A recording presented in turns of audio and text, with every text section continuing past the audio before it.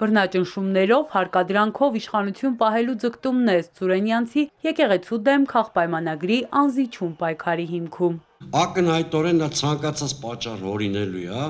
եկեղեցու հետ կապված իր պլանը իրագործելու համար բարենորոգում այստեղ կապ չունի։ Հիմա ռեպրեսիան ամենատարածված երևույթն է Հայաստանի քաղաքական կյանքում։ Ինչպես հակադրվել սրան, քաղաքագետը վստահ է, ճանապարհը 2026-ի ընտրությունն է, որի ելքը որոշիչ է լինելու։ Ընդդիմությանը պիտի հաջողվի տեղամասեր տանել 50% գումարած ընտրողներ։ Այսինքն եթե ընտրողների թիվը 50%-ը գերազանցի,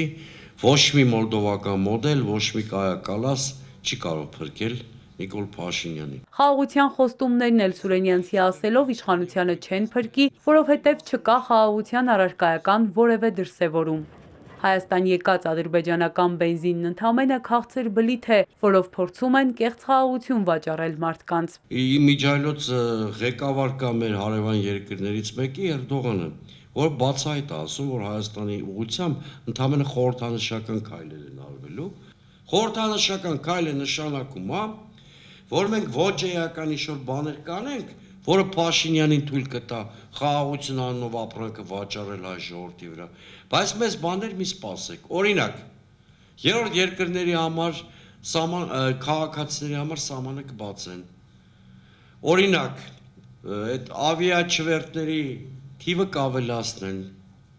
Այդպիսի բաներ կանեն, որոնք խորքային իմաստով հայ-թուրքական հարաբերությունների կարգավորման չեն բերելու։ Հայ հասարակությունն ունի փոփոխությունների ցանկություն, առաջնորդ է պետք, ասում է Սուրենյանցը։ Վստահ է ամռան ընտրություններին մի քանի խոշոր ընդդիմադիր բևեռներ հայտ կներկայացնեն, անակնկալ լուծումներն էլ չեն բացառվում։